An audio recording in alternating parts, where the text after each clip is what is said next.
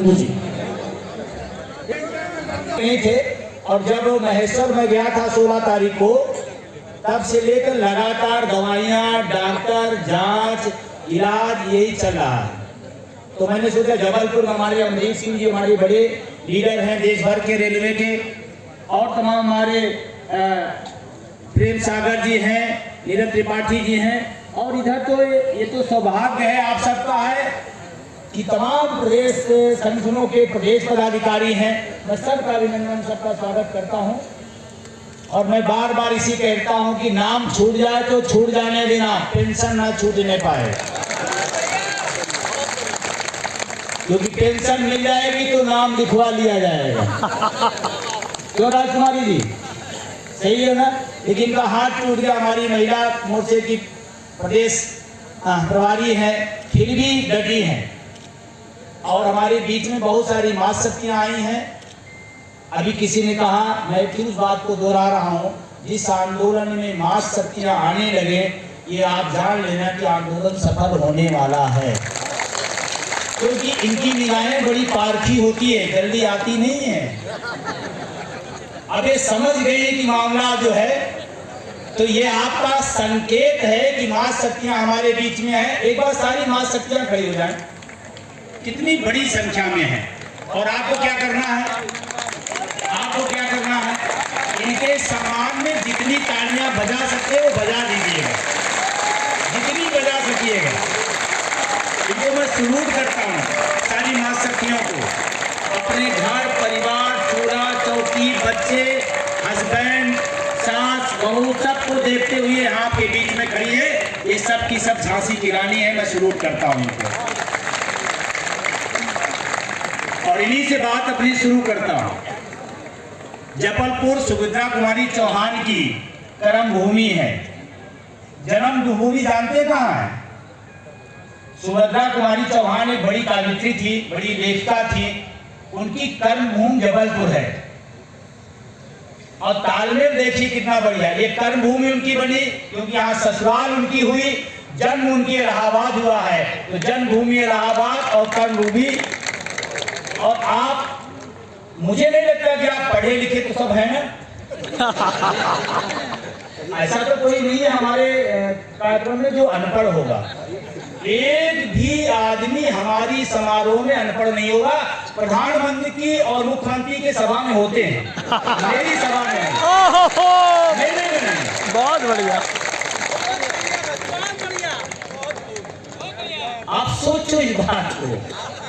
और कभी कभी इसलिए कहता हूं, अगर ये वर्ग अपना हक नहीं ले पाएगा, ये बुद्धिजीवी समाज अपनी लड़ाई नहीं लड़ पाएगा, तो लड़ेगा कौन? जब दुनिया का सबसे बुद्धिजीवी तबका, सबसे पढ़ा लिखा 100% तबका अपनी लड़ाई नहीं लड़ पाएगा, तो वो गरीब, गुरबा, आदिवासी, भूखे, नंगे, प्यासे, अशिक्षित लोग लड़ पाएंगे क्या? इसीलिए आपकी जिम्मेदारी ज्यादा है, इसीलिए ज्यादा है।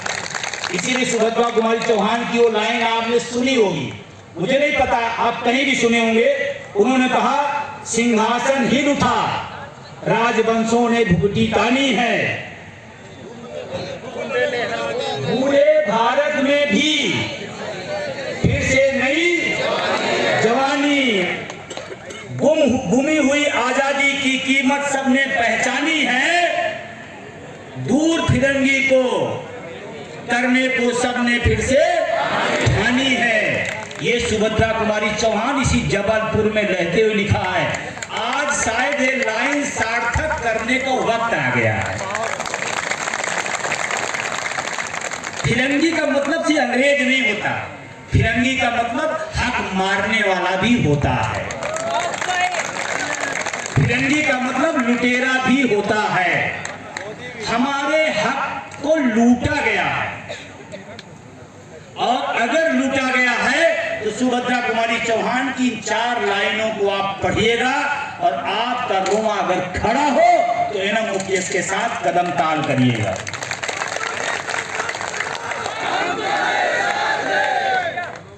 और जबलपुर तालाबों का शहर है, यहाँ ताल ही ताल है। और आज मैं इसीलिए कह रहा हूं, जबलपुर की धरती से एक ओपीएस की ताल बजाइएगा, पूरा हिंदुस्तान आपको देख रहा है।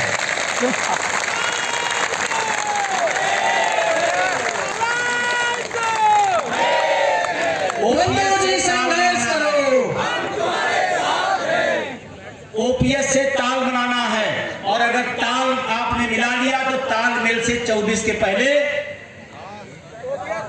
वैसे मेरा तो दिल कहता है कि मध्य प्रदेश को 23 के पहले मिल जाएगा, ऐसा मेरा दिल बोलता है। और संजोग पता नहीं अभी जितनी बात बोला हूं सच निकली है। आप मेरे भाषण को रिकॉर्ड कराया होगा दिनेश पटेल ने, आप मेरे भाषण को सुन लीजिएगा। मैंने कहा था महेश्वर में जल्दी ही एक विकेट गिरने वाला है, कहा था, और 16 को मैं कह के गया और गिर गया विकेट। गिरा बोलो भाई, मैं कोई ज्योतिषी नहीं हूं, मैं कोई ज्योतिषी नहीं हूं, लेकिन संघर्ष का जो स्वरूप मैं देख रहा हूं वो मैं आपके सामने बता रहा हूं। और आज के जबलपुर वालों से कह रहा हूं, फिर दोबारा जब मिलेंगे कुछ और लाइन पे हैं। अभी बिहार 2 राउंड मेरी सरकार से बात हो गई है, 2 राउंड मेरी सरकार से बात हो गई है। वो कह रहे ऐसा कर दो, ऐसा कर दो। हमने कहा आप जितना सोच रहे उसका 10 गुना कर दूंगा। माननीय नीतीश जी आप आइए मेरी रैली में, 1 लाख की जिम्मेदारी बिहार में मैं करूंगा। तो नाम सुनते मानकर 1 लाख, हम पे कम हो तो बताइए।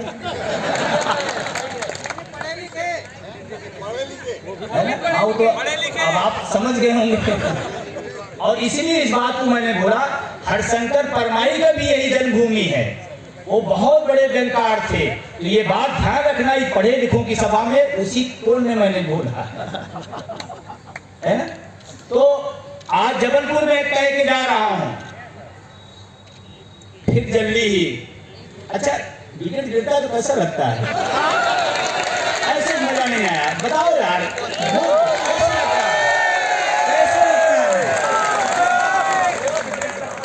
क्रिकेट खेल रहे हो, विपक्षी की विकेट गिरे, आपको कैसा लगता है? जैसे भी 2020 का मैच चल रहा है, भारत सेमीफाइनल में हो गया, और याद रखना 23-7 का भी सेमीफाइनल है और 24 फाइनल है। जो लोग बहुत जल्दी में हो, मैं उनसे कहना चाहता हूं जल्दी ना करें। ट्रेन छूट जाए तो, बस छूट जाए तो, लेकिन पेंशन नहीं छूटना चाहिए। और अगर आप चले गए तो मैं नाम कटवा दूंगा। उसे मजाक कर रहा हूं, क्योंकि राजस्थान में भी हमारे विरोध में लोग थे, हमारे संगठन के विरोध में थे, झारखंड में भी थे, पंजाब में भी थे, छत्तीसगढ़ में भी थे, लेकिन संजोग एनएमओपीएस के संघर्ष से पेंशन सबको दिलवाई। और यही इस आंदोलन की बड़ी कमजोरी है। तमाम होशियार लोग जानते क्या कहते हैं, अरे परमान दहरिया लड़ रहा है ना, हो जाएगा, सबका हो जाएगा, हम तो अपने ससुराल में बैठ के आनंद लेंगे। ऐसा भी एक समस्या है। लोग सोचते हैं विजय बंधु लड़ रहे हैं ना, नीरज त्रिपाठी लड़ रहे हैं ना, और हमारे मीडिया प्रभारी हमारे कहाँ गए, लगे होंगे देखे बेचारे, ये लड़ रहे हैं।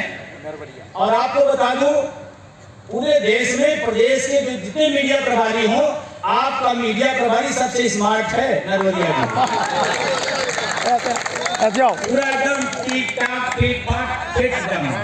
और मैं सोचता हूँ कि अगर पेंशन वाला आ जाएगा तो क्या होगा, है ना?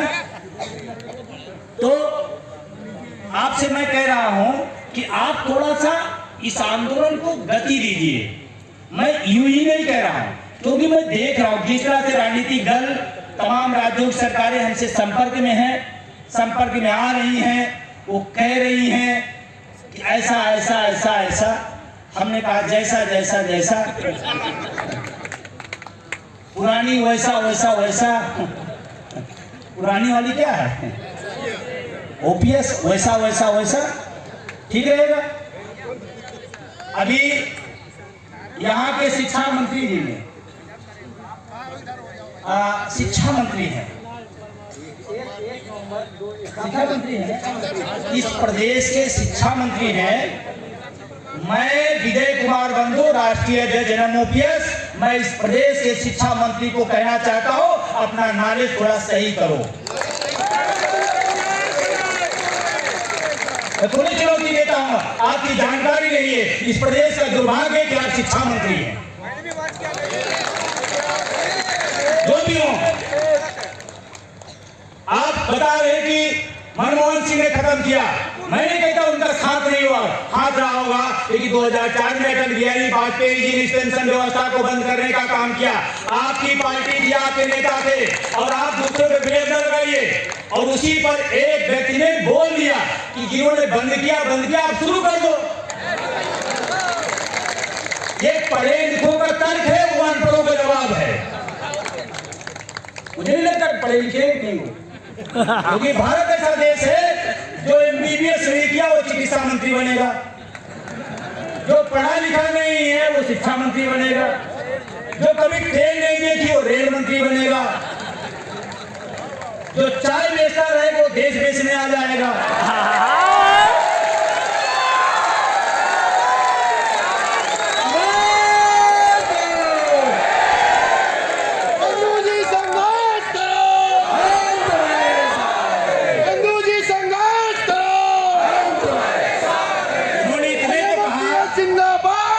ये हमारे 6 साथी हैं, सुनील धावड़े, भोजराज गुजरे, रमेश भास्कर, अशोक भोगड़ी, लालचंद झारवाड़े, अशोक साहू, ये 6 लोगों को शिक्षा मंत्री ने सस्पेंड कर दिया, सिर्फ इस बात के लिए कि मनमोहन सिंह ने अगर खत्म कर दिया तो आप चालू कर दो।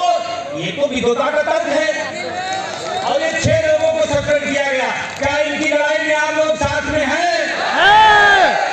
चिंता न करना, पूरा प्रदेश आपके साथ खड़ा करूंगा, जरूरत पड़ेगी तो पूरा देश खड़ा करूंगा।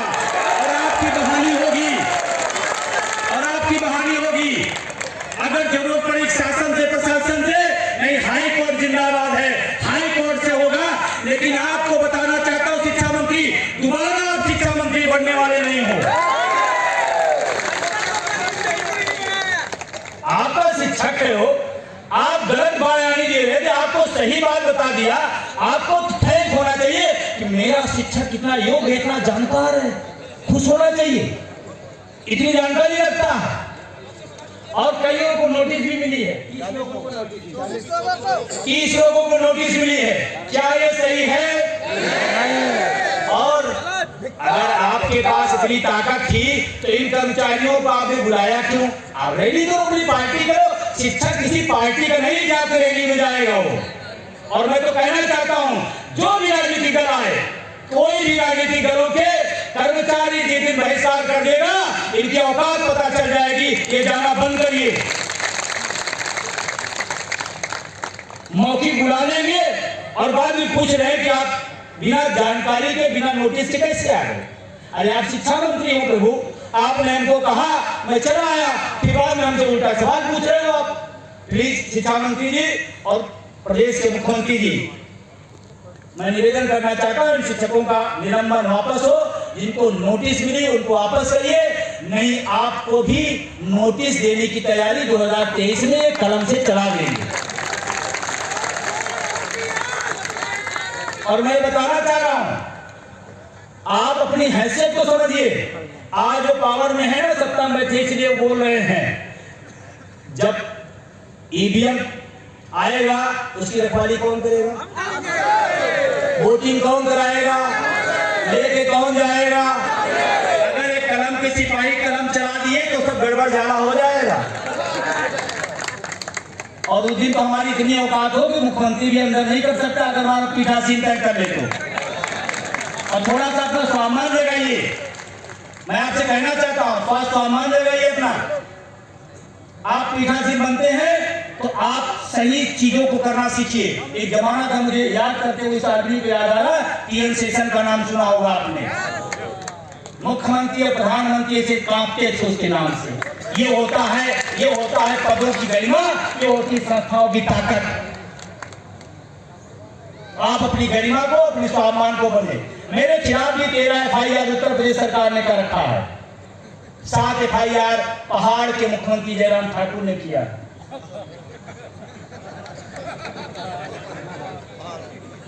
हो सकता है मध्य प्रदेश में भी हो जाए,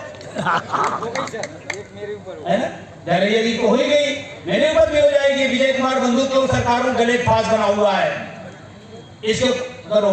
मैं आपसे कहना चाहता हूँ, हम लोग अपनी मेहनत और क्षमता से अपनी पढ़ाई लिखाई के कंपटीशन के दम पर अपनी पोस्टों पे आए हैं, आपकी बपौती से नहीं आए हैं। आए हैं मेरी बपौती से, आप आए हो, आए नहीं है? आप हमारी बपौती से आओ, हम आपकी बपौती से नहीं आए हैं। मुझे बहुत पीड़ा हुई जब मैंने वीडियो देखा इन लोगों की बात को, इसलिए बात इतनी कहनी पड़ रही है। तो आप सबसे अपने मेन बिंदु पर आते हैं, और आप जबलपुर के इस प्रांगण में जो शानदार आयोजन किया, उन आयोजन समिति के समस्त लोगों को मैं धन्यवाद देना चाहता हूं, बधाई देना चाहता हूं।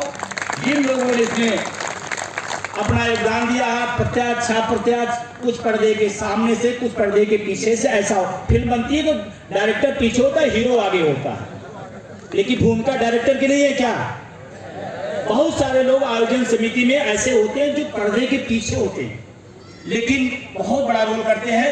मैं ऑडियंस फैक्ट्री, रेलवे विभाग और जो भी और राज्य सरकार के उस कार्यक्रम के दिन रात मेहनत किए हैं, एक बार उनके सबके लिए आपको धन्यवाद, तालियां, बधाई उनको। हमारे सुरक्षा के तमाम अधिकारी खड़े हुए हैं, पुलिस डिपार्टमेंट से और प्रशासन से तमाम लोग खड़े हुए हैं। इनको भी आज आजादी की लड़ाई याद करना चाहिए।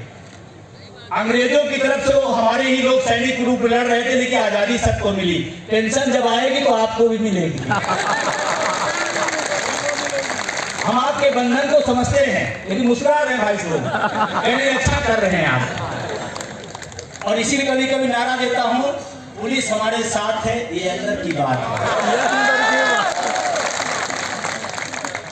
और हुआ भी कई बार ऐसे, मैं दिल्ली जा रहा था जंतर मंतर चढ़ाई करने, तो स्थानीय पुलिस वहां रोक रही थी, वहां क्योंकि संसद भवन का मामला था, तो पैरामिलिट्री के लोग खड़े हुए थे। तो पैरामिलिट्री वाले लोग थोड़ा जानते हैं विजय बंधु को, MOPS को अच्छे तरीके से, वो सामने नहीं आ पाते लेकिन जानते हैं। वो जब पुलिस वाले वहां लोकल रोक रहे थे, तो पैरामिलिट्री वाले कह रहे थे, तुम्हें पता नहीं है तुमको मिले पेंशन, जाने दो। ऐसा हुआ, कई बार हुआ, और होना भी चाहिए, क्योंकि लड़ाई ये पुलिस वाले 24 घंटे ड्यूटी करते हैं। होली, दिवाली, ईद, बकरीद अपने परिवार से दूर रहते हैं। हमको व्यवस्था दे रहे कि हम लोग बुढ़ापे में पेंशन के साथ अपने परिवार के साथ अच्छे से रह लें, इसीलिए लड़ाई लड़ रहे हैं।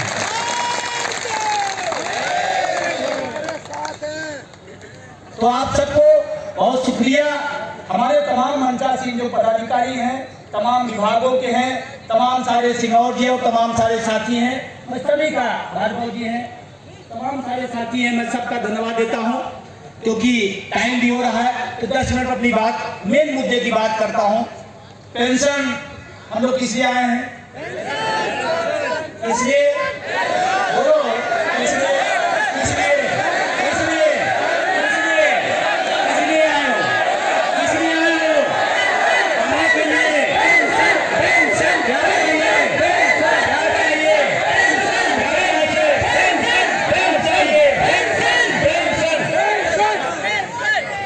फैक्ट्री वाले भी हैं, बहुत बहुत आप सबको बधाई। इन सब की समस्या है अभी निगमीकरण, निजीकरण और पता नहीं कौन कौन नाम हमारी जो वित्त मंत्री ताई है वो देती रहती नया नया नाम। वो मोरबी का पुल गिरा नहीं, लोग भारी हो गए, पुल गिरा नहीं। तो आयुष फैक्ट्री के लोग हमारे जो निर्माणी वाले आए हुए हैं, मैं सबको बधाई देना चाहता हूं। मैं आपसे कहता हूं, आपके निगमीकरण, निजीकरण के खिलाफ पूरा MOPS परिवार आपके साथ खड़ा है। हर लड़ाई में आपके साथ मैं रहूंगा, और इसीलिए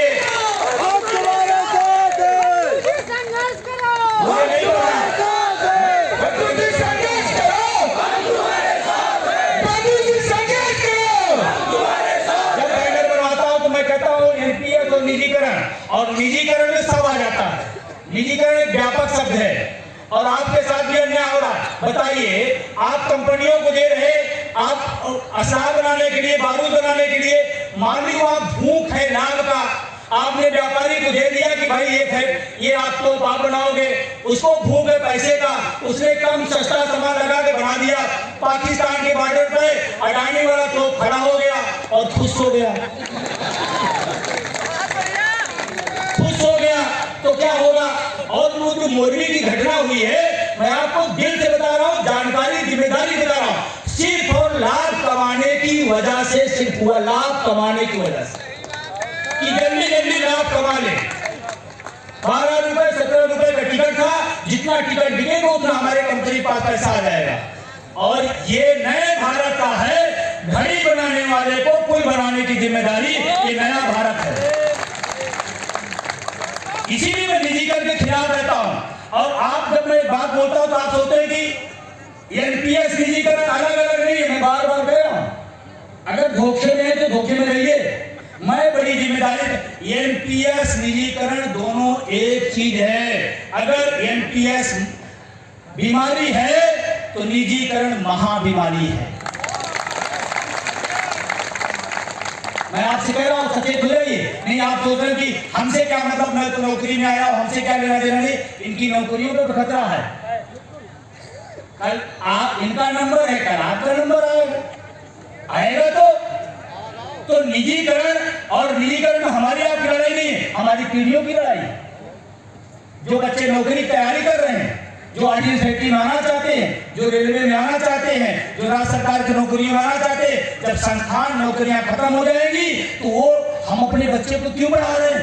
अपनी बेटी पर शिक्षा पैसा क्यों खर्चा करें कि अच्छी जॉब में जाए, अच्छी नौकरी करे? और जब संस्थाएं खत्म, नौकरियां खत्म, तो फिर क्या होगा? और इसको राजनीतिक चश्मे से ना देखिएगा। हमारे बीच में तमाम लोग बैठे रहते तो नहीं ये तो गलत है, मैं तो फला पार्टी का समर्थक हूं, मुझसे देने से था। अरे अपनी नौकरी, अपनी किस्मत बचाइए, पार्टी बाद में बचाइएगा। पार्टी बाद में बचाइएगा, पहले अपनी नौकरी, अपनी अस्मिता बचाइए आप। और जब अपनी अस्मिता पे आ जाए तो फिर आपको भी खड़े होकर के अपने विधायक, अपने सांसद, अपने मुख्यमंत्री, अपने प्रधानमंत्री से पूछना चाहिए कि आपने रोजगार की बात किया था, वो कहां है? अमरीक सिंह ने भी बात कही। और ये सवाल इसलिए उठाए जाएंगे क्योंकि मुद्दों की बात ना हो, पुरानी पेंशन की बात ना करो, बाकी सब बात करो। अभी मैं डिबेट में बैठा था, एक बीजेपी के प्रवक्ता थे, उन्होंने कहा जब तुम आते पेंशन पेंशन पेंशन एक ही बात करते हो। हमने कहा भूखा आदमी रोटी की बात नहीं करेगा, फूल की बात करेगा। प्यासा आदमी पानी की बात नहीं करेगा, इत्र की बात करेगा। उसको पानी चाहिए भाई, रोटी, भूखा है रोटी चाहिए उसको। हम भूखे हैं तो आते के लिए असुरक्षित महसूस करें, हमको पेंशन चाहिए। वो भाग गए डिबेट छोड़ करके। तुम जाते हुए अध्यक्ष का तुमने पूरे प्रदेश नहीं, देश भर की सरकारों गले की फांस बना लिया। हमने 24 में फांस और टाइट होगी। और इसीलिए मैं कह रहा हूं, चाहे हमारे ऑडियंस फैक्ट्री वाले हो, रेलवे साथी हो, एक बात याद रखना, अपने हक की बात आए, महाभारत में भी कहा गया है, अपने सखा पर भी, अपने लोगों पर भी, अर्जुन याद है, भीष्म पितामह पर भी क्या किए थे? चाहते थे क्या? चाहते थे क्या? उनकी इच्छा थी क्या? लेकिन गीता को उपदेश में क्या बताया गया कि अगर धर्म अधर्म की बात आ जाए तो धर्म के साथ खड़े होना। पुरानी पेंशन धर्म की लड़ाई है। और इसीलिए मैं हर जगह बात करता हूं कि पुरानी पेंशन क्या है। पुरानी पेंशन हमारे बूढ़े माँ बाप की दवाई है। पुरानी पेंशन हमारे बूढ़े माँ बाप की दवाई है। पुरानी पेंशन, जोर से बोलो, यही समस्या है। विजय बंधु बोला, हमें बोलने की सरकार के अकेले बोला, सब बोलने लगे तो सुनने लगेंगे। हमारे बूढ़े माँ बाप की दवाई है पुरानी पेंशन। हमारे बच्चे की पढ़ाई है पुरानी पेंशन। हमारे बच्चे की पढ़ाई है पुरानी पेंशन। हमारे बहन की राखी बंधवाई है पुरानी पेंशन। पुरानी पेंशन सही है। तो हम आप इसके लिए आए हैं। कितने लोग चाहते हैं पुरानी पेंशन बहाल होनी चाहिए? एक हाथ नीचे नहीं है, बड़े चालाक लोग हैं। और कुछ लोग डबल वाले होंगे।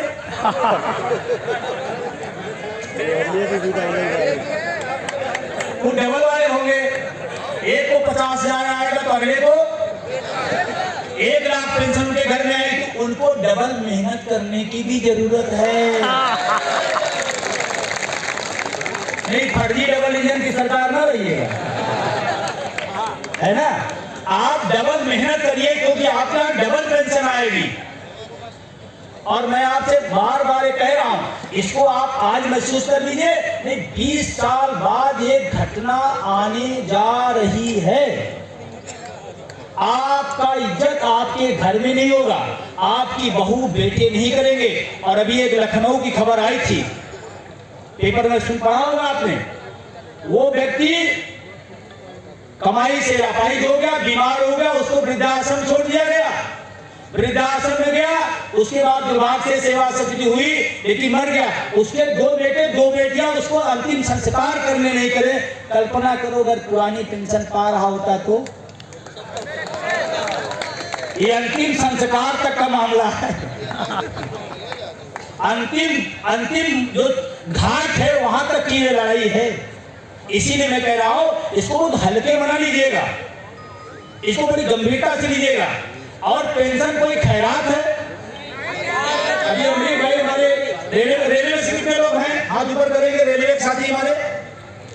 वैसे मैं कभी कभी सोचता हूं कि आपसे ज्यादा मेहनत अगर रेलवे में कर दूं, एक दिन रेल जाम हो जाए।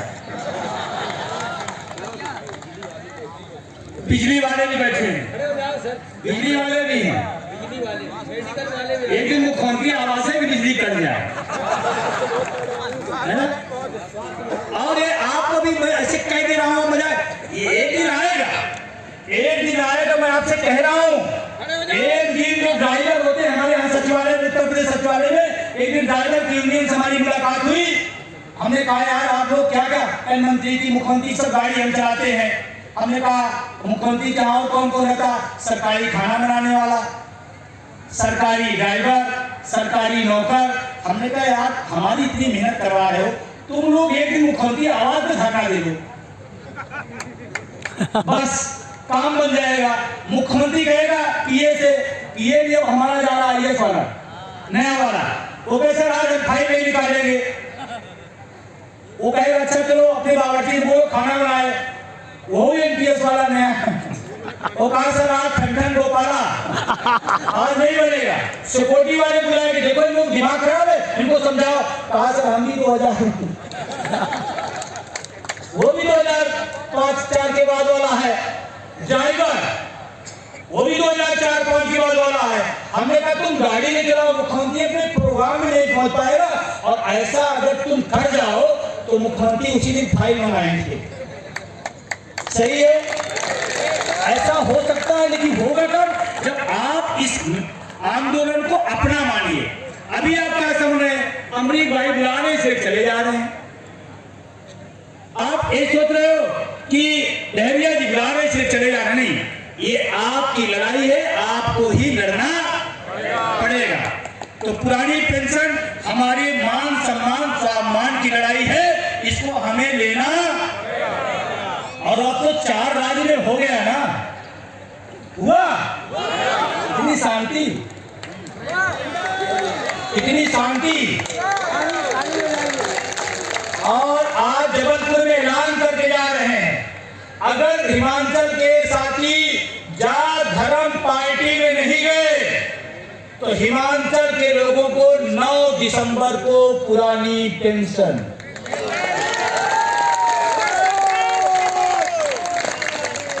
जात धर्म पार्टी और धारा के छोड़ करके ओपीएस की धारा में आ गए तो 9 दिसंबर को।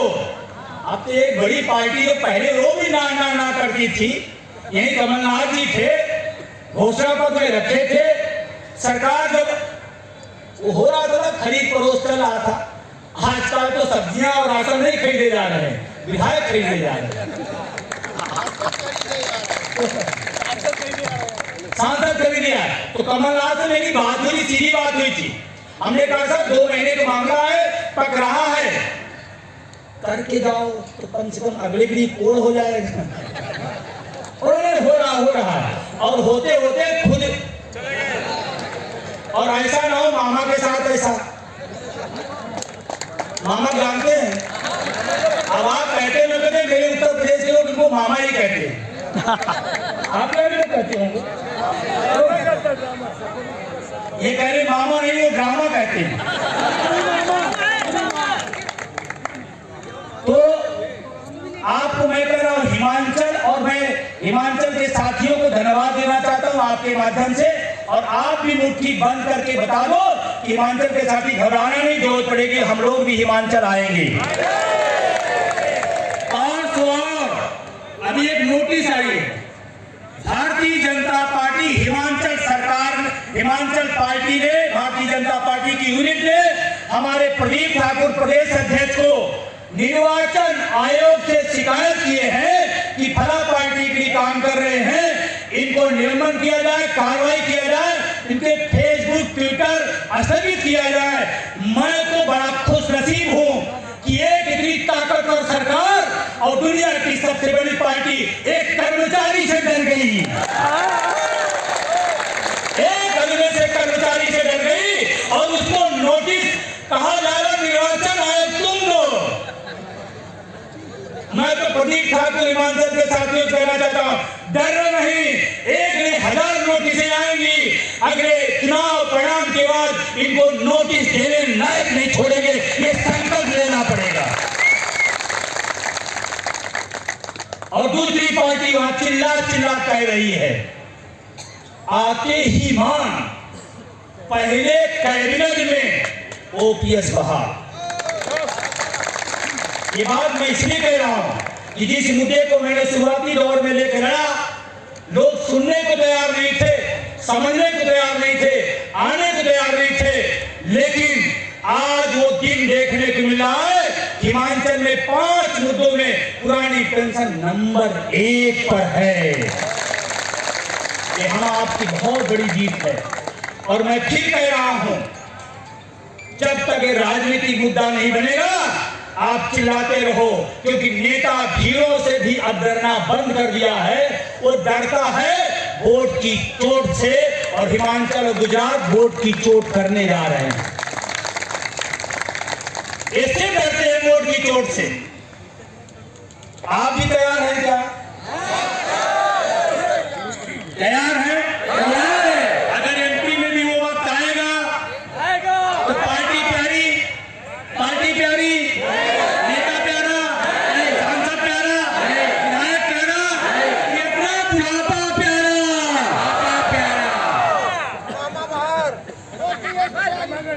और बोल देना जो हमारी पुरानी पेंशन बहाल नहीं करेगा उसे हम बहाल करेंगे। अब हमारे बीच में कुछ साथी कह रहे होंगे विजय बंधु की यही गलत बात है। मैं कह रहा हूं जो सत्ता में होगा सवाल उसी से पूछा जाएगा। हमने झारखंड में पूछा, झारखंड मुक्ति मोर्चा से पूछा, हमने राजस्थान में कांग्रेस से पूछा, एमपी में आए हैं तो हम भाजपा से पूछेंगे। जो सत्ता में रहेगा सवाल उसी से। आप सत्ता से हट जाओ, आपसे सवाल नहीं होगा, जो आएगा उससे होगा। डर तो नहीं हो। एक बात और, हमारे संगठनों में तमाम लोग होंगे, तमाम संगठन के लोग होते हैं, चाहे वो आयुष निर्माणी फैक्ट्री हो, रेलवे हो। मैं फिर कह रहा हूं, गुट विभाग पद जिस दिन छोड़ देना उसी दिन पुरानी पेंशन बहाल हो जाए। इस छोड़ने का मतलब नहीं कि आप संगठन छोड़ दो, मैं नहीं कह रहा, मैं कह रहा हूं उससे ऊपर उठिए। आप मरियाडी फैक्ट्री बात, वहां तमाम सारे अलग अलग कौन कौन झंडा चलता है, क्यों नहीं यदि तो झंडा कब चलेगा? जब हमारा पेट भरा रहेगा। गलत नहीं कह रहा हूं, झंडा हम कब उठाएंगे? जब पेट भरा होगा। हमारा जब पेट ही खाली होगा तो कौन सा झंडा, कौन सा एजेंडा, कौन सा डंडा? तो पहले झंडा सही करना होगा, उसके पहले पेट सही करना होगा। और मैं कहना चाहता हूं, भाई भाई का मेरा बंटवारा हो जाएगा, पहले घर बचा लो। घर बचा रहेगा तो बंटवारा होगा। आज घर पर संकट विभागों का संकट है, युवाओं पर संकट है। इसलिए सब लोग एक होकर के एनएमओटीएस के झंडे तले खड़े होकर के आप अपना घर पहले बचाइए। अगर गलत हो तो बताइएगा, गलत हूं मैं, घर बचा रहेगा तो बंटवारा होगा, गलत नहीं होगा। आलू भाई, अब आपसे लास्ट बात करके हुए अपनी बात खत्म करूंगा। अभी आप बैठे रहेंगे क्योंकि आयोजक लोग जब आपसे कहेंगे तब आप उठेंगे, तब जाएंगे, क्योंकि बहुत मेहनत से आपको लगता होगा कार्यक्रम ऐसे हुआ कि महेश्वर के लोग इनसे पूछो कोई कार्यक्रम कराना कितनी मेहनत की बात होती है। कोई छोटा हो बड़ा बहुत मेहनत करना पड़ता है। और महेश्वर के लोगों ने तो एकदम हिंदुस्तान में एक नया शुरू दे दिया। मैं पूरी महेश्वर की टीम को बधाई देता हूँ, धन्यवाद देता हूँ। तमाम जिलों से जो लोग आए हैं, और मैं फिर कहना चाहता हूँ संगठन ब्लास्ट से मजबूत होता है। आप सबसे मैं कहना चाहता हूँ कुछ काम आपको भी करना पड़ेगा। विजय बंधु आएंगे, आपको बताएंगे, जादू करेंगे, वो अच्छी बात है, लेकिन आप ताकत कहां से पाएंगे? ब्लॉक से। ब्लॉक यूनिट खड़ी करिए, ब्लॉक बनाइए। एनएमओटीएस की एक ब्लॉक यूनिट खड़ी होनी चाहिए। और आपके पास कोई विभाग की समस्या नहीं है। कुछ लोग विभाग के हो तो विभाग की समस्या, आप चले जाओ आरडीए में, आप चले जाओ रेलवे में, आप चले जाओ स्वास्थ्य में, आप सफाई कर्मचारी, आप बाबू, क्लर्क, शिक्षक, जहां एनएमओटीएस का स्वरूप बहुत बड़ा है। जैसे नदियां हैं तो संगठन नदियां हैं और एनएमओटीएस समुद्र है, जहां सारी नदियां जाकर मिलती हैं। और मुझे अच्छा लग रहा है कि सारे लोग खुले मन से समर्थन करते हैं, मैं इन सब का भी साधुवाद देता हूं। लेकिन आपको क्या क्या करना है मैं आपको बता के तब अपनी बात खत्म करूंगा। आपको उठना और चले जाना है, यही है, फिर जाके सो जाना है और चद्दर तान के सोना, 24 के बाद उठना है। और फिर कहोगे बंधु जी ने कहा 24 से पहले पहले हो जाएगा, हो तो जाएगा, लेकिन कुछ करना पड़ेगा। आप एनएमओटीएस के सदस्य बनिए, संगठनों को सहयोग मिलाइए, उनका सम्मान करिए और ब्लॉक यूनिट से, जिले यूनिट से लेकर संभाग यूनिटों को मजबूत करिए। मैं बार बार एमपी क्यों आ रहा हूं? क्योंकि मैं 23 के पहले में उम्मीद लग रहा है कि एमपी में हो जाएगा, इसलिए मैं आपको समझ ले रहा हूं। बीमारी हालत में हूं, आना नहीं चाहता, डॉक्टर ने मना किया है, फिर भी मध्य प्रदेश के लोगों का प्यार है, डहरिया जी की जिद है, मैं यहां हूं, नहीं तो मैं आता नहीं। तबीयत बहुत ज्यादा खराब है, दिक्कत है, परेशानी है, फिर भी मैं नहीं चाहता हूं कि मेरी वजह से मेरा संगठन, मेरा आंदोलन कहीं भी पीछे रह जाए। इसलिए इतना रिस्क लेकर आपके बीच में आया हूं। और सिर्फ आने का वजह है कि मुझे लगता है आप अगर दबाव बनाए रखेंगे तो इमामा जी कर सकते हैं। ये बात थोड़ी अटपटी लग रही है, लेकिन अटपटी में लगी। एक दिन हमने पास राजनीतिक बोलेंगे, नेता बोलेंगे, विपक्ष बोलेगा, एक दिन सत्ता बोलेगा, और एक दिन सत्ता जब बोलेगा एक दिन सत्ता कर भी देगा, कर भी देगा। तो इसीलिए मैं बार बार एमपी को फोकस किया हूं कि आप सब सक्रिय हो जाइए। तो आप ब्लॉक यूनिट खड़ी करिए, जिला यूनिट खड़ी, और क्या करना, यहां से जो बात आप देखकर सीखकर जा रहे हैं, 5-5 लाइन सब लोग लिखिए अपने सोशल मीडिया के सभी प्लेटफॉर्म पर। हमारा ट्विटर है विजय के बंधु, कितने लोग आप उसको सब वो किए हैं, हमारे ट्विटर से आप जुड़े हैं। आप कहोगे मैं क्यों जुड़ूं? मेरे ट्वीट करने से आपके 70 लाख लोगों का मैसेज जाता है सरकार के पास, विजय के बंधु। आप उसको फॉलो करिए, कमेंट करिए, फेसबुक पर विजय कुमार बंधु। आपको एक और अच्छी बात मैं बता रहा हूं, मुद्दे की बात को सर्च करिएगा यूट्यूब पर, मुद्दे की बात उसको सब्सक्राइब करिएगा और आगे से आगे बढ़ाइएगा, क्योंकि आज के जमाने का ये हथियार है। अगर हथियार चलाना नहीं जानेंगे तो आप हथियार रखे रखे मैच हार जाएंगे। सोशल मीडिया, मेन मीडिया की बात आप समझ सकते हैं। हमारे पास इतना धन नहीं है, हमारे पास उतनी व्यवस्था नहीं है कि हम उनको कर पाएं। फिर भी जो सहयोग कर रहे हैं उनको भी धन्यवाद। लेकिन हर व्यक्ति के हाथ में मोबाइल है और हर व्यक्ति पत्रकार है। आज के डेट में आप इस महाकुंभ के बारे में खूब लिखिएगा, इतना लिखिएगा कि जबलपुर का महाकुंभ पूरे हिंदुस्तान के अंदर फैल जाए। पढ़े लिखे लोग हैं, पढ़े लिखे लोग कहते हैं हम ट्विटर नहीं चलाना जानते, अनपढ़ विधायक कहता मेरे फॉलोअर हैं। सोचो, तो आप इसको करिए। आने वाले समय में अभी 2-4 महाकुंभ और अलग अलग संभाग में होगा, फिर हम लोग भोपाल की चढ़ाई करेंगे। लास्ट बात 24 के पहले आपको मैंने पहले बताया, फिर बता रहा हूं, प्रधानमंत्री मोदी भी कर सकते हैं।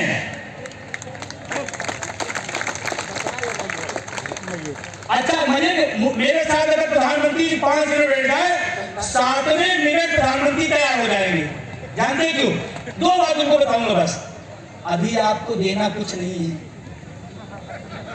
सिर्फ घोषणा करना है, और घोषणा करने में हमारे प्रधानमंत्री दुनिया में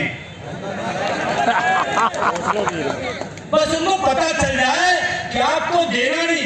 ये तो पता नहीं बीजेपी के लोग हैं, इनको पहुंचाना चाहिए अपने प्रधानमंत्री के पास कि भाई साहब आज घोषणा करो, विजय बंधु 20 साल बाद रिटायर होगा, 20 साल बाद जब राहुल गांधी का नाती पोता होगा तो देगा। आपका टेंशन नहीं हो। और ये बात प्रधानमंत्री के पास हो जाए तो मेरे प्रधानमंत्री जी बहुत, फिर उनको पता चल, बोलना है, देना नहीं, ठीक मजेदार है, वो बोल देंगे, मुझे ऐसा लगता है। और बाकी नहीं होगा तो 5-7 अभी राज्य और हम करवाएंगे, 5-7 राज्य भी और करवाएंगे। और जब 5-7 राज्य होगा, आज अभी वहां पर अनुराग ठाकुर ने बोला कि हमारे घोषणा पत्र में आएगा। कहां? हिमाचल में। भाई आप 5 साल से सत्ता में करना तो घोषणा पत्र, और अगर आपका मन बन गया तो हिमाचल में घोषणा पत्र पूरे देश में लागू कर दिए, मामला ही खत्म, मामला ही खत्म। लेकिन होगा खत्म, होता होगा। प्रधानमंत्री जब 7-8 राज्य हो जाएगा और उनको लगेगा कि मेरी सरकार खतरे में, अरे भाई जाने वाले सुन लो, चले जाएंगे तो नहीं सुन पाएंगे, तो वो कै बजे आएंगे? इसके बाद 27 नवंबर को मैहर में है, 28 दिसंबर को ग्वालियर में है। आप सब भी अपनी तैयारी वहां करिएगा। प्रधानमंत्री को जब अच्छा या बुरा करना होता तो 8 बजे आते हैं। कै बजे? 8 बजे। 8 बजे प्रधानमंत्री आए, समझो कोई देश पर खतरा है, आएंगे, क्या बोलेंगे? भाइयों बहनों मित्रों। अच्छा, मतलब मित्रों का है तो हम समझते हैं हमको कह रहे हैं, आप समझ रहे हैं आप कह रहे हैं, उनके 2 मित्र हैं, ठीक है। फिर भी आएंगे, कहेंगे टेंशन पर, भाई आप 24 के पहले हो सकता है, लेकिन आप तेजी बरतेंगे और 5-7 राज्य और करा लेंगे, और 23 में दिल्ली की चढ़ाई। तैयार है आप? तैयार है। 23 में दिल्ली चलना है, तैयार है। वो एक हमारी राष्ट्रीय कार्यकारिणी तमाम सारे लोगों से बात करके दिल्ली चलेंगे, और अब की हमारा जो अंदाजा है, दिल्ली में 4 राज्य कराया हूं, 10 और करा दूंगा, तो दिल्ली में 10 लाख रहूंगा। तैयार है? तैयार है। तैयार है। और 10 राज्य जब कर लेंगे तो 10 मुख्यमंत्री भी बिना बुलाए आएंगे। वो रैली हो गई, 7-8 राज्यों में हो गया, तो प्रधानमंत्री प्रकट होंगे 8 बजे। भाइयों और बहनों मित्रों, मेरे रहते हुए मेरे देश का कर्मचारी दुखी रहे, ये हो नहीं सकता, ये हो नहीं सकता। और मुझे पता है नेहरू की गलती है, अरे अटल जी की थी, बताना तो नेहरू ही है, नेहरू की गलती हुई। और मैंने देखा अपने शिक्षक बहनों को काम करते हुए, स्वास्थ्य कर्मियों को काम करते हुए, किस पीड़ा में वो काम करती है, किस दर में काम करती हैं, मुझे पता है। इसलिए किसान बिल की तरह एनपीएस बिल भी वापस लेता हूं, और पुरानी पेंशन बहाल करता हूं। ऐसा हो सकता है, ये बात आप लोगों की मेरी कल्पना है। जब आज से 7-8 साल पहले कहे थे इस देश का एक पुरानी पेंशन सबसे बड़ा आंदोलन होगा, तो लोग कहते 4 इकट्ठा नहीं कर पाए, देश की बात कर रहे हो। हुआ या नहीं हुआ? आज कोई चैनल हो, कोई टीवी हो, कोई प्लेटफॉर्म हो, कोई संगठन हो, बिना पुरानी पेंशन बहाली के कोई संगठन चल नहीं सकता। ये आंदोलन की ताकत है। लेकिन होशियार रहना 2 चीजों से। कुछ संगठन हम तो लड़ रहे हैं एनपीएस के खिलाफ, कुछ संगठन हमारे खिलाफ लड़ रहे हैं। हम कह रहे एनपीएस हटाओ, वो कह रहे विजय बंधु हटाओ, एनएमओपीएस हटाओ। अभी कुछ लोग बड़े बड़े, वो शब्द आपके यहाँ क्या होता मुझे नहीं पता, उत्तर प्रदेश में मठाधीश बोला जाता है। कुछ लोग तैयारी कर रहे हैं कि पुरानी पेंशन हम गिराएंगे और एक बड़ा माहौल बनाया जाएगा और आपको भी लगेगा वो गिरा देंगे। मैं आपसे सवाल करना चाहता हूँ, 18 साल बीत गए, अगर वो कराना चाहते तो करा देते, वो आपको इसी भ्रम में डालेंगे। अगर इस लड़ाई को शुरुआत किया है एनएमओपीएस, तो अंजाम तक भी एनएमओपीएस पहुंचाएगा, इस बात को ध्यान रखना। बंधु जी संघर्ष करो, हम तुम्हारे साथ, बाकी सब धोखा होगा और आपको भी लगेगा कि ये बड़ा नेता बड़े हैं, सरकार के बड़े चाहते हैं, ये करा देंगे। क्योंकि उत्तर प्रदेश तमाम राज्यों में देखा है, जब पेंशन आंदोलन बढ़ने लगता तमाम लोग अपने झंडे लेकर आ जाते हैं, मैं कराऊंगा मैं कराऊंगा, बाद में सरकार से समझौता कर लेते हैं, आपकी पूरी मेहनत, आपकी पूरी लड़ाई खत्म हो जाती है। पेंशन पर अगर एक जगह कहीं खड़े होना है तो एनएमओपीएस के साथ, उनके सहयोगी संगठनों के साथ आपको खड़े रहना है, इधर उधर बहकना नहीं है। इस संगठन के कुछ लोग करेंगे, अभी दिल्ली में बैठक होने जा रही है, मैं कराने जा रहा हूँ। 4 राज्य हो गए, पता नहीं चला, अब 4 राज्य का उदाहरण दे रहे हैं। 4 राज्यों को किसने कराया? एनएमओपीएस के संगठनों की बदौलत, उनके सहयोगी संगठनों की बदौलत हुआ है। एनएमओपीएस जिंदाबाद, एक और जिंदाबाद। 24 से पहले सरकार की तरफ से सूचना मिल रही है, अभी एक कमेटी बना दी गई, बनती नहीं, झूठे बता दिया जाता है। केंद्र सरकार ने कमेटी बनाई है, पुरानी पेंशन पे सर्च कर रही है और रोज उसके बयान आएंगे। कब तक? जब तक हिमाचल गुजरात के चुनाव है, जैसे चुनाव खत्म वैसे खत्म। यहाँ भी कमेटी उल्टी बनी रही होगी। यहाँ कर्मचारी कल्याण बोर्ड बना था, एक 6 लोग सस्पेंड हुए, कर्मचारी कल्याण बोर्ड कहाँ है? काहे के कल्याण? करोड़ कल्याण इनका, किस बात की नहीं कल्याण? इन बोर्डों और समितियों से कम नहीं पड़ेगा। 24 के पहले और एक होने जा रहा है। और मध्य प्रदेश में एक जो समस्या मैं बार बार कह रहा हूं कि यहाँ पर और बड़ी विसंगति है। पुरानी पेंशन जब बहाल होगी, मैं आपसे कह रहा हूँ साथ खड़े रहना, प्रथम नियुक्ति से पुरानी पेंशन बहाल। मुख्यमंत्री कहे जो हो उसकी कलम से मैं लिखवाऊंगा 1998 प्रथम नियुक्ति का लाभ देते हुए पुरानी पेंशन मध्य प्रदेश में बहाल हो, इस बात के लिए लड़ेंगे। बंधु जी संघर्ष करो, इसलिए एक तरह की अभी झारखंड में सरकार के कुछ लोग हाईकोर्ट चले गए। हाईकोर्ट ने वहां पूछा है कि आप नई पेंशन कैसे देंगे, कहां से देंगे? अरे भाई हाईकोर्ट, मैं आपको प्रणाम करता हूं, सम्मान करता हूं। 18 साल से आप सरकार से क्यों नहीं पूछे पुरानी पेंशन का पैसा जो बचा वो कहां गया? वो कहां गया? हाईकोर्ट से पूछवाया। मीडिया के लोग आएंगे, आप यहाँ के एक लेखक पैदा हुआ है खमरिया, डॉक्टर ये खमरिया, वो लेख लिखा नई पेंशन, ऐसे लेख लिखवाए जाएंगे, भ्रामक खबरें आएंगी, भ्रामक कमेटियां बनेगी, भ्रामक लड़ने वाले भी आएंगे। इसीलिए सचेत कर रहा हूं। और एक जो लास्ट बात कर रहा हूं, क्या होगा? 24 के पहले इस देश के मानवियों की पेंशन बंद होगी। हम पेंशन उनकी बंद कराने आए हैं? नो, हम अपनी बहाल कराने आए, एकदम क्लियर है ना? नहीं उसी में भ्रम पैदा कर देंगे कि देखो शाम को खत्म जाए तो तुम क्यों मांग रहे हो? ये भ्रम न पालना। हमारे बुढ़ापे की लाठी के लिए हम लड़ रहे हैं, हमारी बहाल करो, उनकी जो मर्जी आए वो करो। अर्धसैनिक बल रो रो के मुझसे कहता है मैं देश के लिए जान दे सकता हूं और ये सरकार हमको पेंशन नहीं दे सकती है। कितनी दुख की बात है। रोज मेरे पास आता है अर्धसैनिक बलों के फोन कि बंधु जी आप नेक लड़ाई लड़ रहे हैं, हम लोग ड्यूटी से जाते हैं, कमांडर की बात सुने न सुने, आज भी ये बंधु ने क्या बोला है इसको सुनते हैं। तो मैंने उनको आपके दम पर आश्वासन दिया है।